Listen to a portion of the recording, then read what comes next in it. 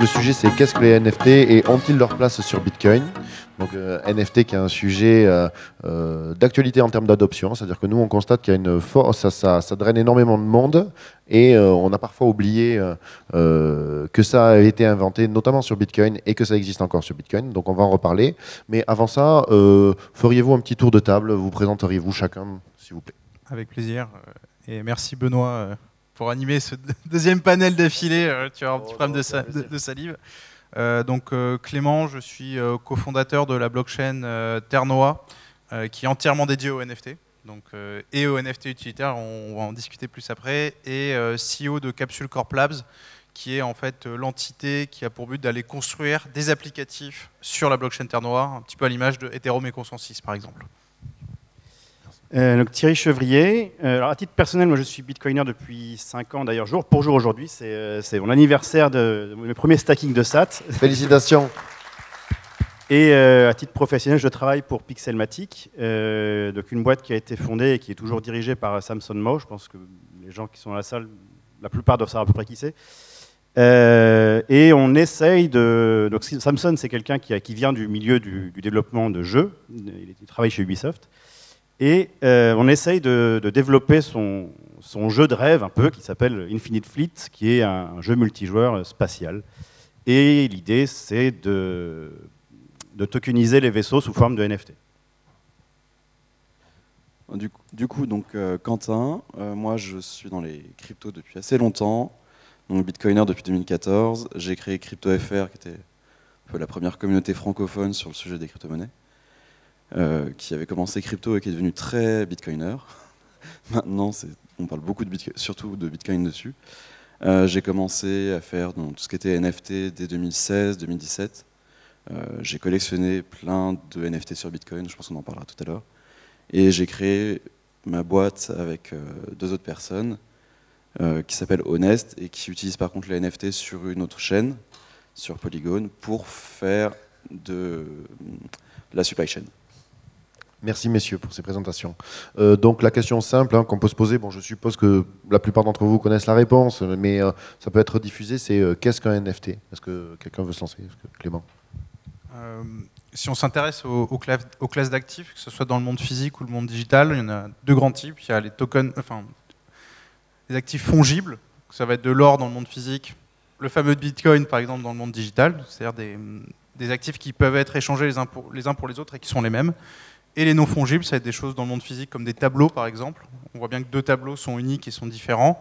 Et on retrouve exactement la même chose dans le monde digital avec les NFT, donc ces fameux tokens non fongibles. Okay, merci. Dans la salle, qui possède des NFT? Les gens possèdent des NFT? Ah oui, on a des adorateurs des NFT. Donc là, vous attendez qu'on vous dise les bonnes collections, les choses à savoir dessus? Okay. Bon, donc... Ouais, moi, je voudrais juste ajouter qu'en fait, si on résume le NFT à sa plus simple expression, on peut dire que c'est tout simplement un titre de propriété dématérialisé et qui contient, dans un jeton cryptographique, les informations nécessaires, la plupart du temps, à l'identification du sous-jacent. Donc le sous-jacent, ça peut être n'importe quoi. Et une notion importante dans le NFT, c'est que ce titre de propriété, il est échangeable. En tout cas, la plupart du temps, pour moi, quand on parle de NFT, on devrait toujours penser que c'est un jeton échangeable. Sinon, pour faire quelque chose de non échangeable, on a d'autres solutions qui sont sûrement plus efficaces. Il y a les soulbands, je crois. Exactement, il y a les soulbands NFT qui ne sont pas échangeables, mais qui ont une grande utilité aussi. On pourra en parler par la suite, mais on ne va pas trop rentrer dans les détails tout de suite, c'est pas la peine. Ouais, et du coup, je dirais aussi, NFT, ça veut dire non-fungible token, donc jeton non fongible. En fait, c'était la définition originelle pour dire c'est un token qui est unique, indivisible, etc. Sauf que assez rapidement, on a commencé à faire aussi d'autres, les tokens sur Ethereum, ça s'appelle ERC 1155, qui sont des tokens avec supply. Et du coup, comme on utilise maintenant la blockchain pour un peu dire tout et n'importe quoi, aujourd'hui le NFT en fait c'est un collectible, enfin, c'est un jeton qui est toujours indivisible, mais qu'on peut échanger pour faire du transfert de valeur sur de la propriété, de l'ownership ou d'autres choses.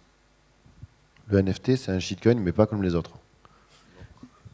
Il y a de ça. Non, c'est une provocation.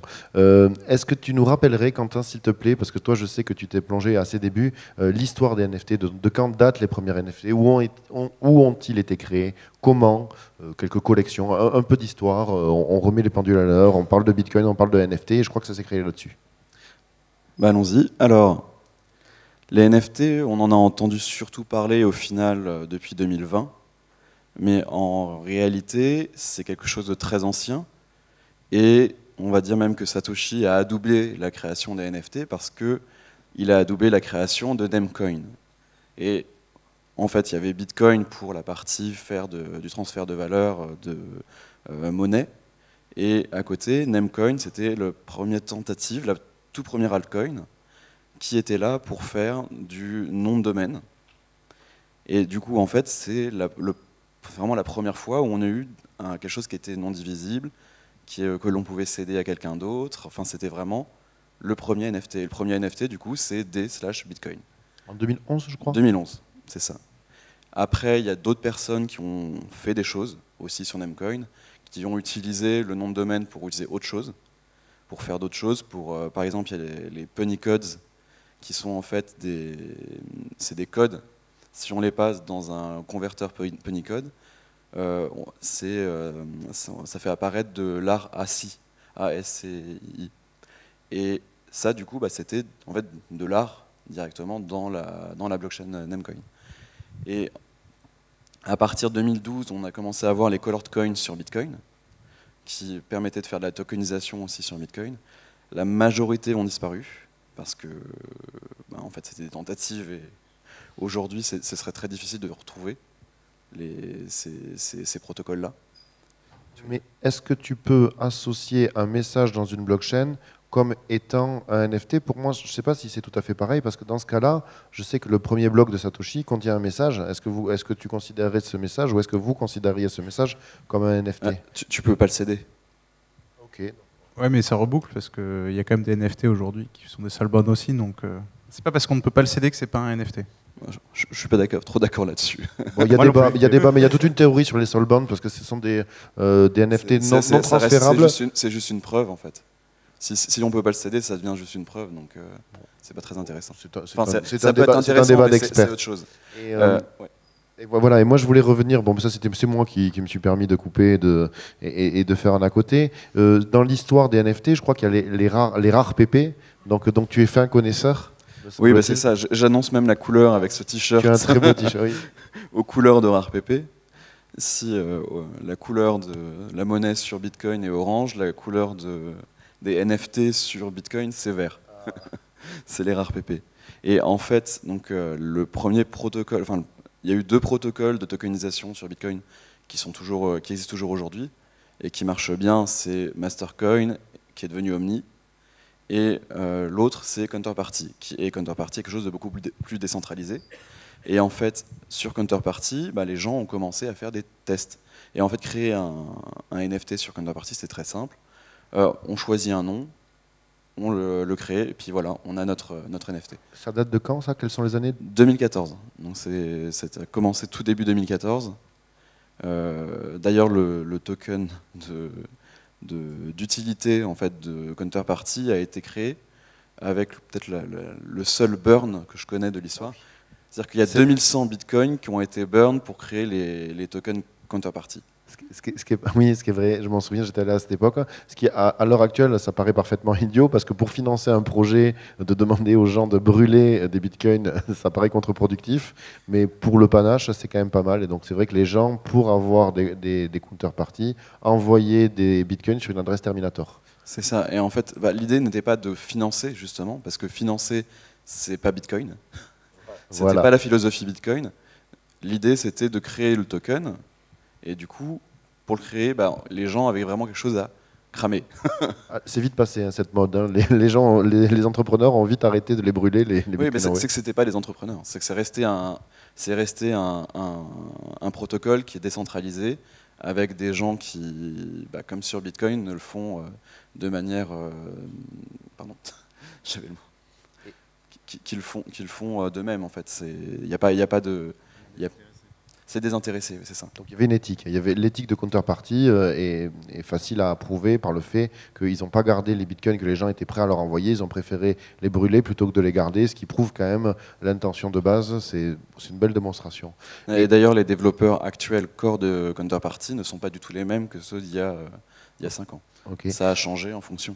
Et la proposition de counterparty, c'était de donner plus d'expressivité, donc de permettre d'écrire des choses avec Bitcoin. De faire quelle était la proposition de valeur de counterparty?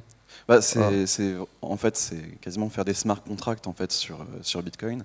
Les données sont dans la blockchain Bitcoin. Les transactions ne sont que des transactions Bitcoin. Et en fait, le counterparty, ça va être un nœud. N'importe qui peut installer un nœud counterparty et en fait lire la blockchain Bitcoin et interpréter ça comme un token, un envoi de token, un DEX et ce genre de choses. Il y a eu un des premiers DEX et des plus actifs a été du coup sur Bitcoin avec le DEX de counterparty. Je continue sur une dernière question sur l'histoire parce qu'on reviendra dans le présent et j'arrêterai de vous embêter avec ça.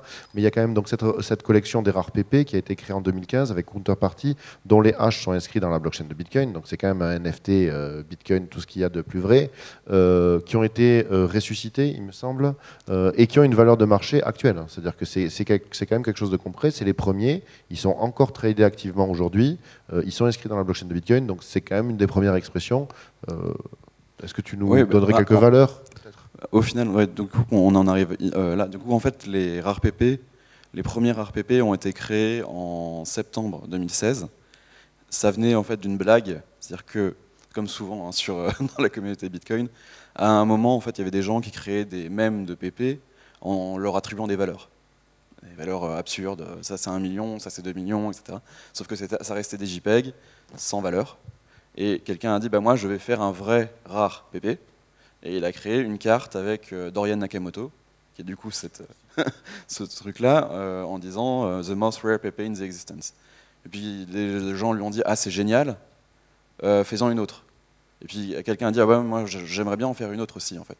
Et petit à petit, d'une carte, on est arrivé à 50 cartes, puis plusieurs centaines, avec plein de gens différents et surtout des artistes qui ont commencé à faire leurs propres propositions, en disant « Ah bah c'est génial, maintenant je peux utiliser quelque chose je peux faire de l'art qui est digital et le vendre.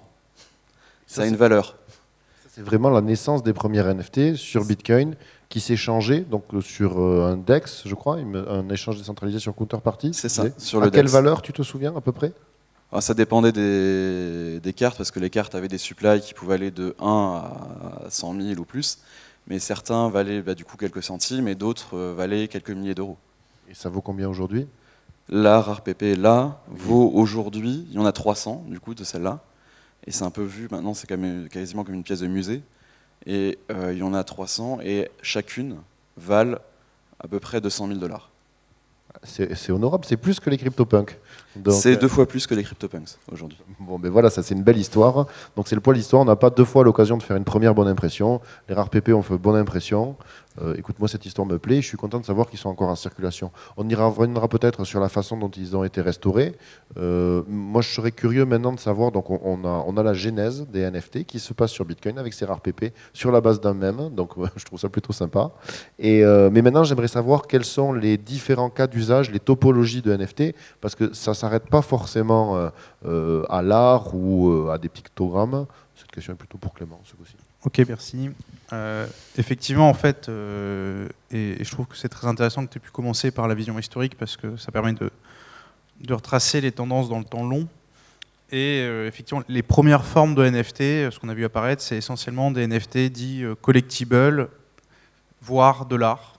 Et donc, sauf que nous, enfin en tout cas, j'ai vraiment une conviction qui est de se dire, en fait, c'est un cas d'usage parmi d'autres. Et on va voir apparaître de plus en plus, et on l'a déjà aujourd'hui, des NFT dits utilitaires, des NFT, et dans l'utilitaire, je mets aussi des NFT de jeux vidéo, c'est-à-dire tous les assets digitaux qui vont pouvoir être représentés, mais également aussi des NFT dits, aujourd'hui on voit beaucoup apparaître des landes, etc. Donc en fait, on se rend compte que lorsqu'on essaye de réfléchir à NFT et prendre un pas de recul, c'est de se dire, en fait, c'est simplement la possibilité de prendre la propriété sur des actifs digitaux, et quelle que soit leur nature. Et donc on peut encore plus élargir, à se dire mais en fait ça va complètement révolutionner la manière dont on va interagir avec les objets digitaux dans le futur, puisque n'importe quel format numérique, des photos, des vidéos, de la musique, peuvent être des NFT. Donc finalement, on peut même s'imaginer qu'il y a le point JPEG aujourd'hui qui permet de dire que c'est un format numérique.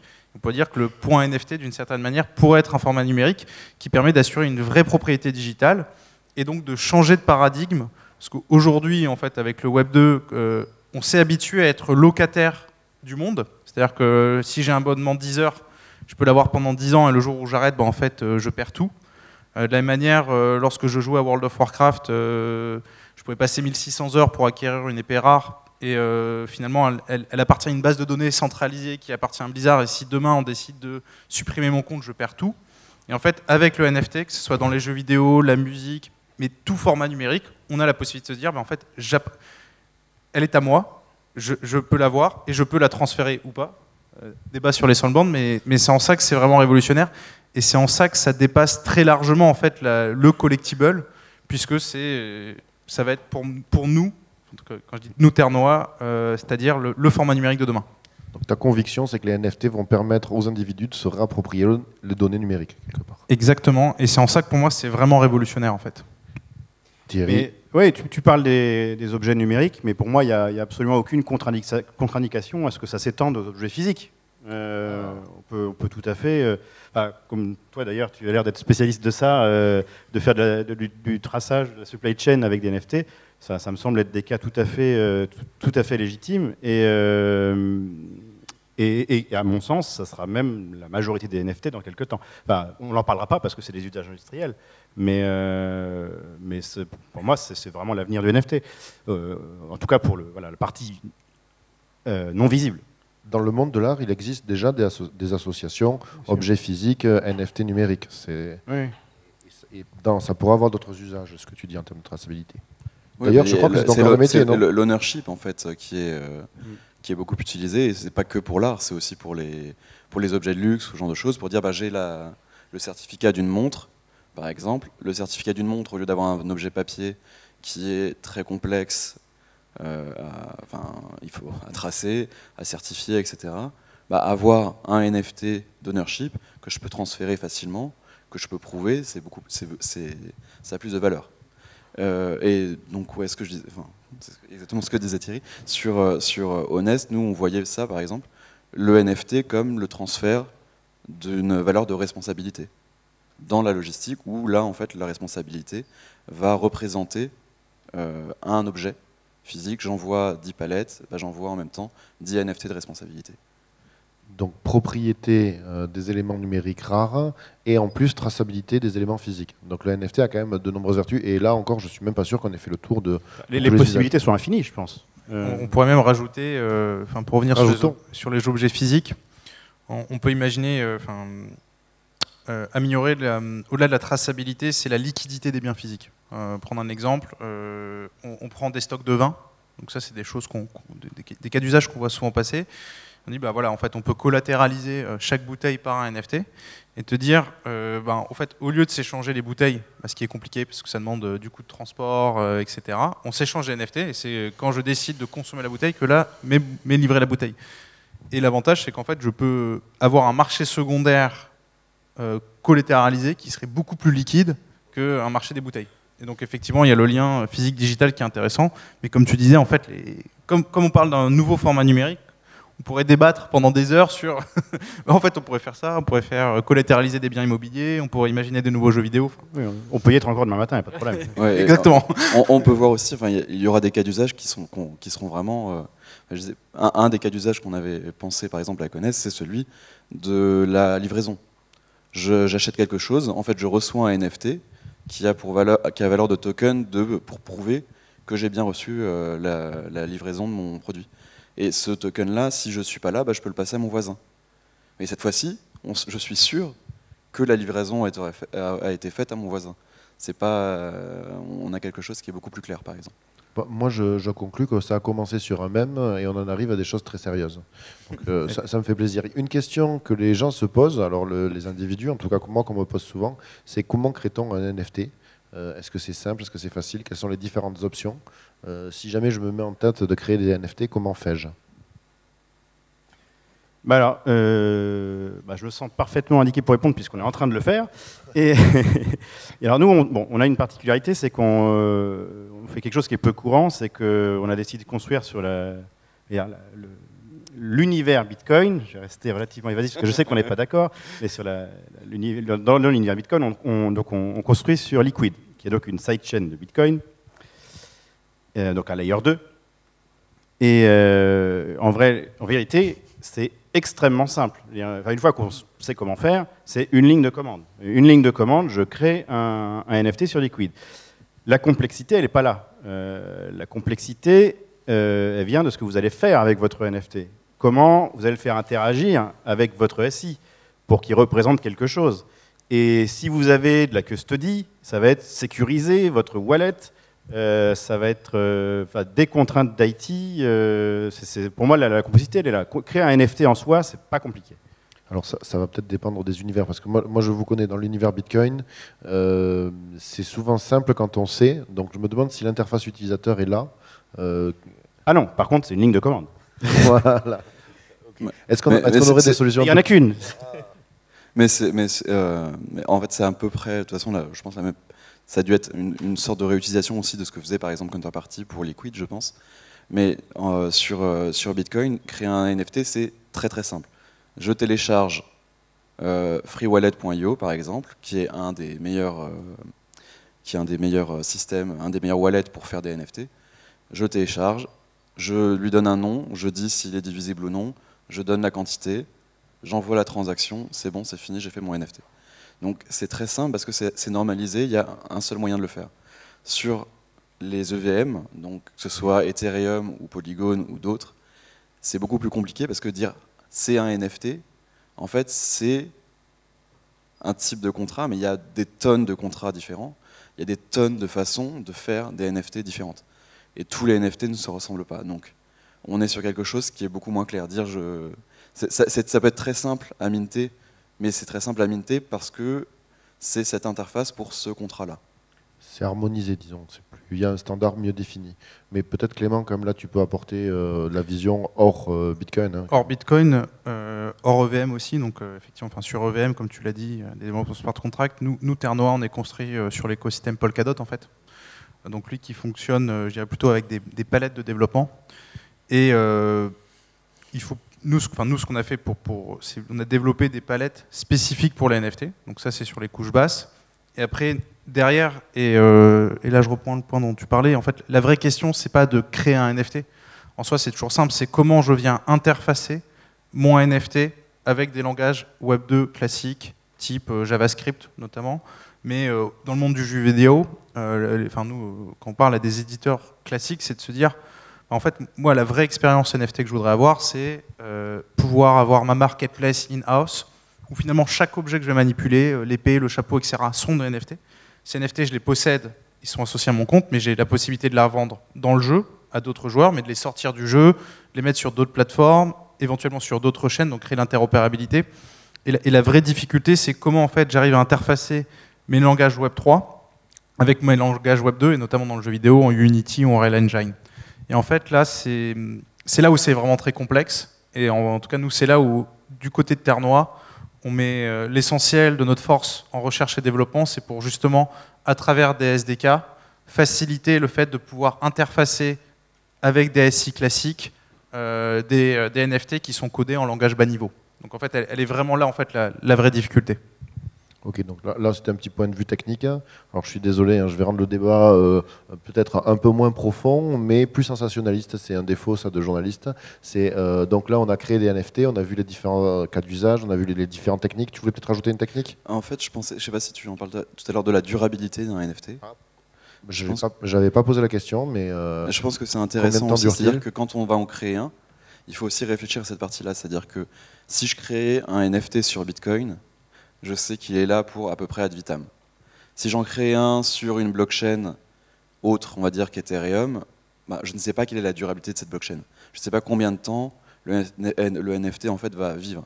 Mais après, c'est aussi intéressant de dire que si je suis là pour faire des NFT qui ont une petite durée de vie, pour un cas d'usage qui ne va pas durer très longtemps, ce n'est pas un problème en fait, si j'utilise ce genre de blockchain. Et si c'est une blockchain très rapide, je peux vouloir l'utiliser aussi parce que la blockchain est très rapide ou ce genre de choses. Là, tu anticipes ma question, c'était en fait quel pourrait être l'intérêt de Bitcoin pour les NFT, ce en quoi il ne serait pas utile et ce pourquoi il serait bien fait. On en avait parlé un peu en amont, je vais y revenir, mais d'abord je voulais mettre un peu de vis. Donc c'était quelle est la valeur marchande des NFT, combien ça peut atteindre, quelques collections emblématiques, quelques chiffres aberrants. Parce que moi je sais que le marché de l'art moderne m'étonne toujours, donc la formation des prix, c'est pas incohérent de voir quelque chose de laid et de très cher.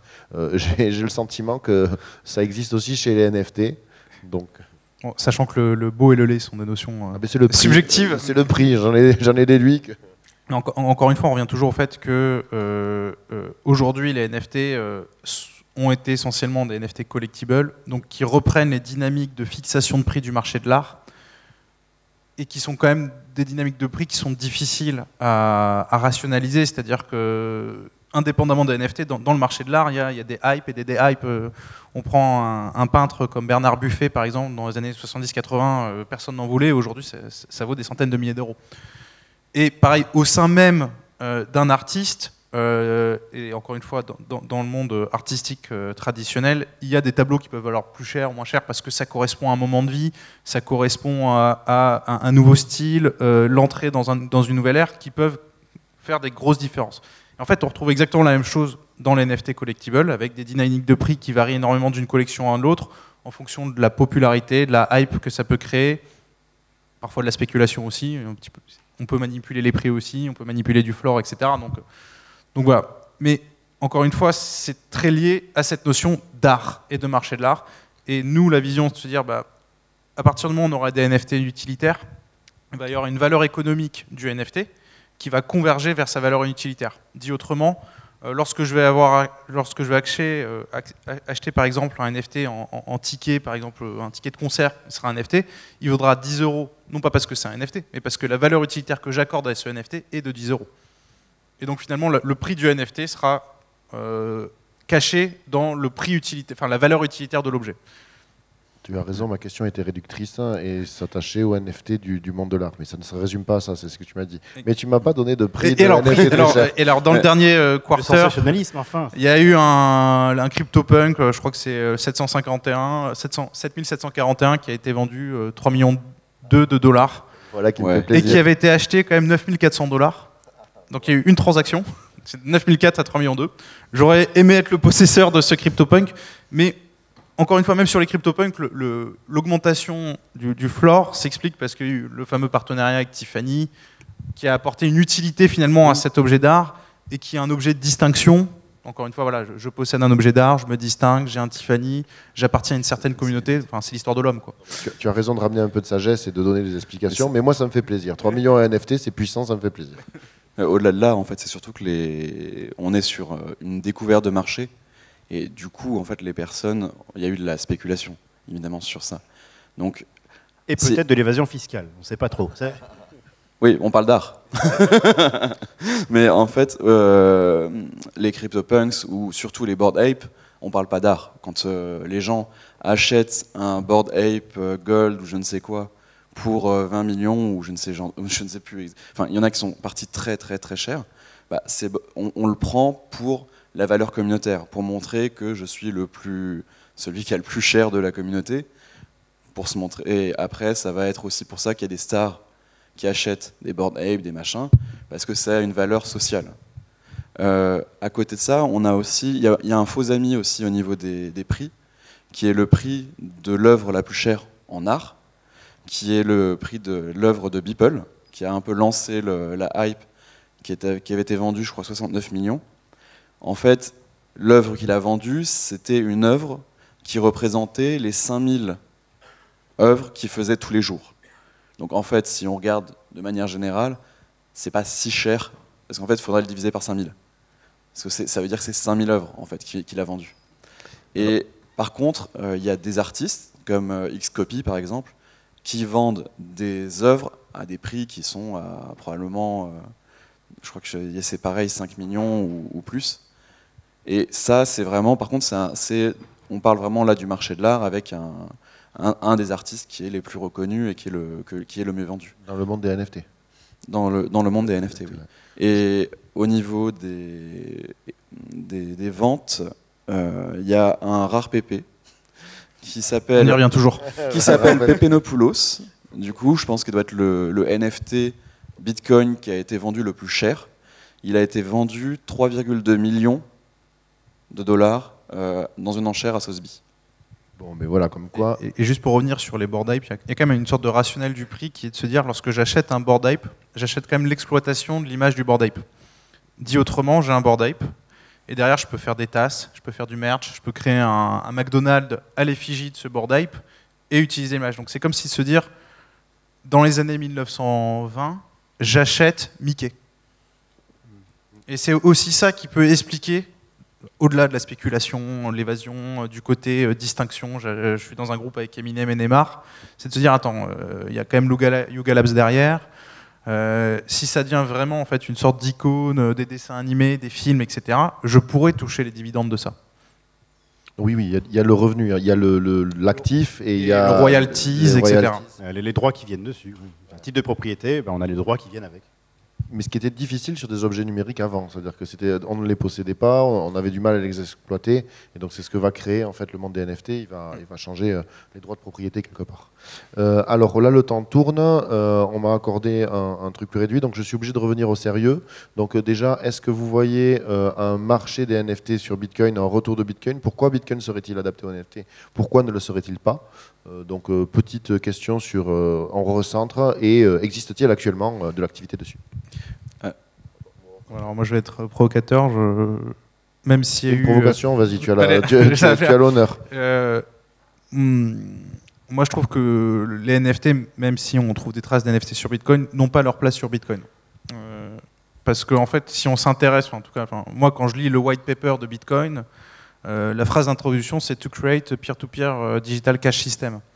Le mot NFT n'apparaît pas, et la philosophie du Bitcoin, c'est de créer une monnaie aétatique, une réserve de valeur, etc. Et pour moi, on trahirait à vouloir faire des NFT sur Bitcoin la philosophie originelle du Bitcoin. Donc c'est pour ça que pour moi, utiliser des chaînes comme Ethereum ou l'écosystème Polkadot, c'est beaucoup plus adapté pour les NFT que Bitcoin. Donc je pense qu'ils n'ont pas leur place à titre personnel. C'est une opinion que tu défends, et autant personnellement que professionnellement. Donc elle se défend. Voilà. Mais c'est peut-être pas la seule, je sais pas. Bon, du coup, moi, je ne suis pas d'accord. Mais c'est pas tous les NFT. Est-ce que tous les NFT ont leur place sur Bitcoin? Non. Bitcoin, c'est 10 minutes de temps de bloc, mais c'est aussi, comme on disait, c'est la blockchain où dans 50 ans, elle sera encore là, on en est sûr. Et en fait, on parle aussi de réserve de valeur, et du coup, ce qui a sa place sur Bitcoin, c'est les NFT d'art. Parce que moi, quand j'achète un NFT d'art, je l'achète maintenant, ça me prend 10 minutes, c'est pas grave. De toute façon, je le revendrai peut-être, si je le revends, dans 5 ans, 10 ans ou plus. Donc il n'y a pas un problème en fait à utiliser Bitcoin pour ça, c'est même plutôt un avantage. Et aujourd'hui, il y a un retour très fort de l'art sur Bitcoin, parce qu'on parlait du coup des rares PP. C'est une collection qui s'est terminée en 2018. Et en fait, il y a eu un retour justement de spéculation, un retour d'intéressement sur les rares PP en 2021. Et à ce moment-là, il y a plein d'artistes qui ont voulu aussi faire leur version. Et en fait, il y a un artiste qui avait fait des rares PP dans la toute première collection, qui s'appelle Rare Skrilla, qui a créé des fake rares PP, la collection du coup Fake Rares. Et depuis les Fake Rares, en fait, il y a eu un regain d'activité énorme sur Counterparty, parce que plein d'artistes, on a la moitié des artistes les plus recherchés de Super Rare, donc d'Ethereum, qui ont minté sur Bitcoin il y a moins d'un mois. Et en fait, aujourd'hui, il y a de plus en plus d'artistes qui en fait apprécient le côté totalement libre. Et là, en fait, la philosophie des NFT sur Counterparty qui s'approchent en fait de la philosophie Bitcoin. Dans le cadre des NFT d'art. En étant des NFT d'art. Alors, c'est là qu'on est en fait d'accord dans notre désaccord, parce que j'ai été réducteur. Je pense que pour les NFT collectibles, ils ont leur place sur Bitcoin, Mais c'est vrai que moi je parle beaucoup sur ces côtés utilitaires du NFT, format numérique, et c'est là où ça pourrait en fait, boucher une chaîne qui n'est pas pensée pour ça. Donc en fait, dans notre désaccord, on est d'accord. J'étais pas assez complet dans ma réponse. Oui, c'est ça. Je pense que c'est plutôt, on va plutôt aller sur du RGB, sur du Liquid. Bah, après, ça dépend. Je pense que Liquid n'est pas fait pour des cas extrêmement complexes où on va avoir besoin de smart contracts, etc. C'est des choses qu'on va plutôt faire sur des EVM, mais ce qui arrive comme RGB va permettre de faire ce genre de choses sur Bitcoin. Et du coup, les NFT de ce style-là, des NFT utilitaires, pourront aussi avoir leur place, on va dire, sur Bitcoin, en fait, en seconde couche de Bitcoin. Exactement. Bah, en fait, je suis d'accord avec vous deux, du coup. C'est effectivement, enfin, je donne un avis de synthèse, en quelque sorte, parce que vous avez plus ou moins tout dit. Mais voilà, pour le tout venant et pour les NFT à valeur relativement faible et qui n'ont pas vocation à durer dans le temps long, n'importe quelle chain peut faire l'affaire. Par contre, c'est vrai que si on en arrive à quelque chose de sérieux qui doit durer dans un temps très long, par exemple, imaginons si on dématérialisait des titres de propriété immobilière, la Bitcoin pourrait être indiquée, parce qu'il faut qu'ils survivent 70, 100 ans, on ne sait pas. Et va savoir combien de bear market Solana va supporter. On ne sait pas. Après, pour nuancer un petit peu, je pense que malgré tout, la philosophie de la décentralisation de la blockchain permet par nature de faire durer les écosystèmes s'ils sont suffisamment décentralisés.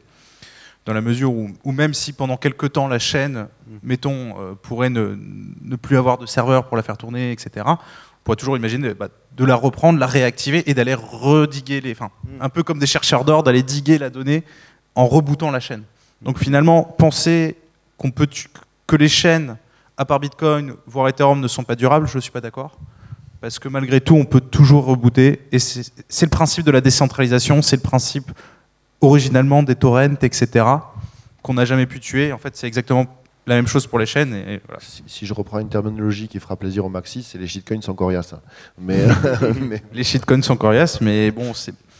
Voilà. C'est une formulation provocante, évidemment. Alors là, la tente tourne. Je voulais vous poser la question du bon et du mauvais NFT, mais ça, je pense qu'on la gardera pour les questions, des choses comme ça. Là, c'est la dernière question, c'est la prospective. Comment vous voyez en fait l'univers des NFT? Est-ce que vous les voyez tous revenir sur Bitcoin? Est-ce que c'est la dernière question? Comment vous voyez le futur des NFT? Où vous le voyez? Et soyez fous. Alors, pour moi, il y a deux axes. Il y a, pour moi, vraiment, le futur des NFT, c'est les applications industrielles. Ça ne sera pas visible, ça ne sera pas fancy, ça sera pas, voilà, on ne sera pas du tout dans la chicanerie, on sera dans des applications très sérieuses, très chiantes, mais ça sera le gros du volume des NFT, je pense. Et après, évidemment, pour les côtés plus fancy, on peut imaginer si un jour le métaverse devient vraiment quelque chose. On n'y est pas encore, hein, on ne sait pas ce que ça va être. Mais si ça fonctionne à la fin, les NFT y auront forcément leur place. Et complètement, c'est-à-dire que même quand on regarde la keynote de Mark Zuckerberg sur Meta, il parle de NFT. Donc en fait, le monde de demain sera NFT, utilitaire. Ça sera un marché. Aujourd'hui, pour vous donner un ordre d'idée, c'est 40 milliards le marché des NFT sur l'année qui va s'écouler. C'est quand même déjà colossal. Et il y en a qui, quand on regarde un petit peu les études, on parle d'un marché à 5 trilliards à hauteur de 10 ans parce que tous les actifs digitaux vont migrer. Et moi, la vision, c'est il va y avoir en fait des chaînes spécialisées sur des cas d'usage de NFT, utilitaires, collectibles, etc., mais qui vont devoir ensuite, entre elles, pouvoir être interopérables pour permettre finalement aussi de transfert d'un NFT à un autre. Et donc ça va prendre du temps parce que c'est des architectures complexes.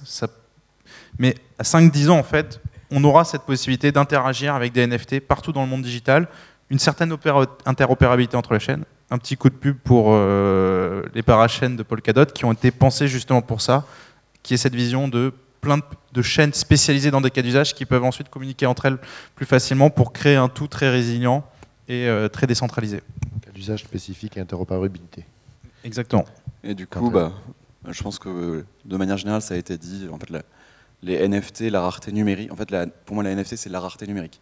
Et à partir de là, en fait, on peut avoir des cas d'usage qui sont infinis. Par rapport à Bitcoin, du coup, je pense que Counterparty est en train de revenir fortement et va se développer très fortement dans les mois et années à venir. Ça a aussi un gros intérêt pour Bitcoin parce qu'en fait, ça apporte des frais de transaction et donc du coup, ça paye les mineurs. Donc c'est très intéressant. À l'époque, en 2017, c'est vrai que c'était problématique pour Bitcoin parce qu'en fait, à l'époque, on n'avait pas encore Lightning, on n'avait pas encore de L2 et en fait, quand Counterparty, il y avait beaucoup de transactions, ça, en vrai, polluait le réseau. Mais aujourd'hui, toutes les petites transactions passent sur L2 et la majorité des transactions en fait, de Bitcoin, à l'avenir, seront sur L2. Du coup, en fait, on va avoir un manque de frais de transaction sur le Layer 1 et on a besoin en fait, de cas d'usage comme celui-ci sur le Layer 1 pour apporter des frais de transaction pour payer les mineurs. Parce qu'il faudra bien payer les mineurs à force des halvings. C'est un très beau message, hein, c'est-à-dire que les NFT pourraient être positifs pour Bitcoin. Bon, mais merci messieurs, je vous remercie. Merci Benoît. Et je vais être un peu sec sur les questions, hein. Je pense que j'en prends 2 max.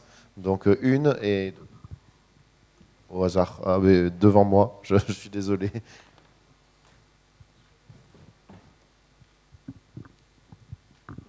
Bonsoir, merci. Il y a juste un point qui n'a pas été abordé. Il y en a plus d'un, je pense. Parce qu'on parle beaucoup de décentralisation, décentralisation au niveau NFT, etc. Mais on n'a pas parlé de la distinction, alors j'ai pas entendu, entre NFT on-chain et off-chain. Et à mon sens, c'est un point qui est assez critique parce que pour moi, un NFT qu'on possède vraiment, c'est un NFT on-chain avec les données qui sont sur la blockchain décentralisée, on ne peut pas l'altérer. Alors que la plupart des NFT qui sont sur le marché actuellement, en tout cas sur Ethereum, c'est les métadatas, ils sont hébergés sur un serveur centralisé, type S3 ou type... IPFS, c'est décentralisé, mais le dev peut le modifier à tout moment. Ou encore pire, sur les sites de l'équipe qui a développé le projet. Donc à tout moment, on peut remplacer les métadatas par une crotte. Ça m'est arrivé, hein, donc j'aimerais bien savoir comment on peut adresser ce problème dans l'avenir, en fait, quoi. Déjà, il y a 2 trucs. Parce qu'au final, on se retrouve avec un token ID à la fin, si on n'a plus rien, quoi. Il y a le NFT et là, le risque que tu cites concerne plutôt le sous-jacent, en fait. Ouais, c'est ça, ouais. Oui. Du coup, le sous-jacent fait partie du NFT en soi. En fait, c'est pas nécessairement. Le sous-jacent, comme on dit, ça peut être un objet physique. Il n'a rien à voir avec... il n'est pas contenu dans le NFT.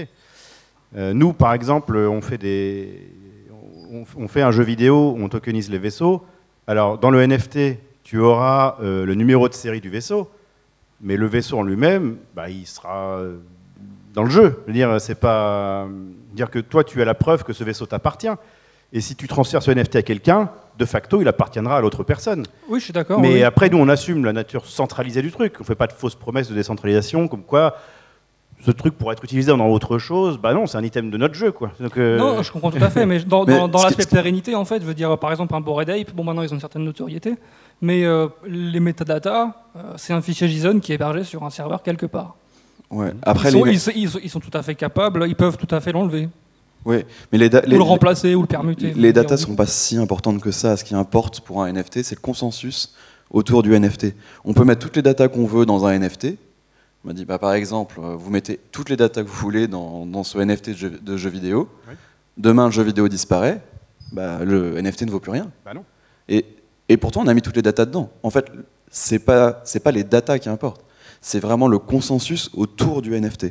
Et par exemple, on a la même chose avec un jeu comme Sorare. Sorare, aujourd'hui, ça a de la valeur. C'est pas parce qu'il y a les images ou autre, c'est parce que c'est les clubs qui supportent le jeu. Si demain, la FIFA dit « je crée mon propre jeu » et c'est le seul qui fonctionne, les cartes Sorare ont plus de valeur. Et du coup, c'est quelque chose d'assez... c'est vraiment le consensus, en fait, qui importe. Ce qui a de la valeur, c'est le fait que les gens donnent de la valeur à ça. Si demain FIFA... C'est le consensus social. Enfin, quand oui, le consensus social. C'est-à-dire que si on considère que les cartes Sorare sont mieux que celles créées par la FIFA, elles garderont de la valeur, malgré tout. Oui, mais après, c'est là où on va dire si c'est la FIFA, qu'elle dit les clubs, vous abandonnez vos partenariats. C'était là où c'était à ça que je pensais. Après, on pourrait toujours dire, on pourrait toujours voir même si on abandonne le partenariat, certains pourront y voir un côté émotionnel. C'était les premières cartes Panini de l'histoire du NFT qui étaient là avant que la FIFA ait mis sa mainmise dessus, etc. Donc, on peut imaginer plein de scénarios pour une création de valeur. Mais encore une fois, pour reprendre l'exemple de Sorare, elles auront autant de valeur que d'usage. C'est-à-dire que le but de Sorare, c'est de dire, en fait, il faut que on puisse utiliser les cartes Sorare dans le jeu Sorare, mais pas que. Qu'il y ait des jeux qui viennent build sur Sorare et utilisent les cartes Sorare au cœur de leur jeu. Et c'est ça en fait aussi l'avenir. Et en fait, ce qu'ils font, c'est qu'ils renforcent le consensus social autour du NFT et lui donnent plus de valeur grâce à ça. Parce que s'il y avait juste un truc, ça permet de le casser. C'est un peu ce qu'on voit en fait avec les RPP, c'est qu'il y a il y a des cartes, je crois les premières cartes n'avaient pas d'image. Mais il y a 20 sites, 30 sites, je ne sais pas combien de sites, qui référencent les cartes avec leurs images. Et en fait, la communauté sait ce que sont ces cartes-là. Et on n'a même pas besoin, en fait, c'est suffisant. Ok, merci. C'est vraiment la dernière question, elle doit être courte, simple, presque des remerciements. À quelle heure est l'apéro ?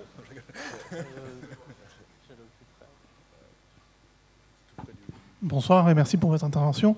Je suis persuadé que les NFT pourraient permettre de convertir des no-coiners à s'intéresser à la crypto. Et vous avez parlé de World of Warcraft tout à l'heure en début de présentation.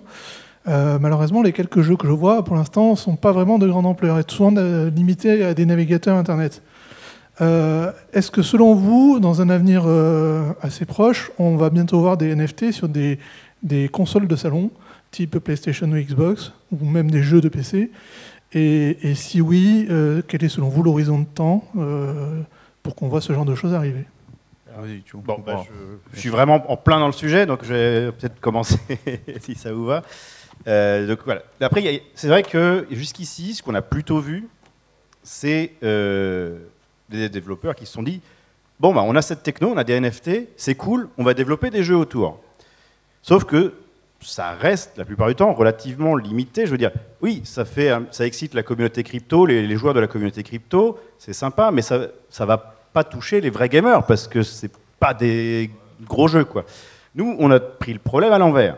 C'est-à-dire que nous, on fait d'abord un jeu, on essaye de faire un bon jeu, donc un jeu MMO, un vrai, pas spatial. Les gens ils me disent toujours « Ah ouais, comme au game !» Je dis « Bah non, pas comme au game, on fait un vrai jeu en 3D, quoi, avec Unity et tout le tralala. » Et du coup, on pourra jouer au jeu tout à fait sans se soucier du côté NFT. Et on y ajoute un bonus, on ne cherche pas à monétiser ça. Nous, on vendrait nos items de jeu de la même façon, que ce soit des NFT ou pas. Et simplement, on a trouvé ça cool d'utiliser cette technologie pour donner la vraie propriété aux joueurs de leurs items. Et il y a effectivement une vraie volonté d'éducation dans notre démarche. Nous, le fait de faire des NFT, c'est un coût pour nous, et c'est un risque, parce que les NFT sont très mal vus dans la communauté des gamers. Et donc on prend un risque là-dessus, on l'assume, et on a une volonté, on a des défis en termes d'UX aussi, évidemment, pour rendre ça fluide et convertir des gens à ça. Et c'est pour ça aussi qu'on construit sur Liquid, qui est quand même, dans son fonctionnement, assez proche de Bitcoin, et qui pourrait permettre derrière d'ouvrir des curiosités. Et juste, aujourd'hui, les NFT dans les jeux vidéo, c'est très récent, c'est à 6 mois.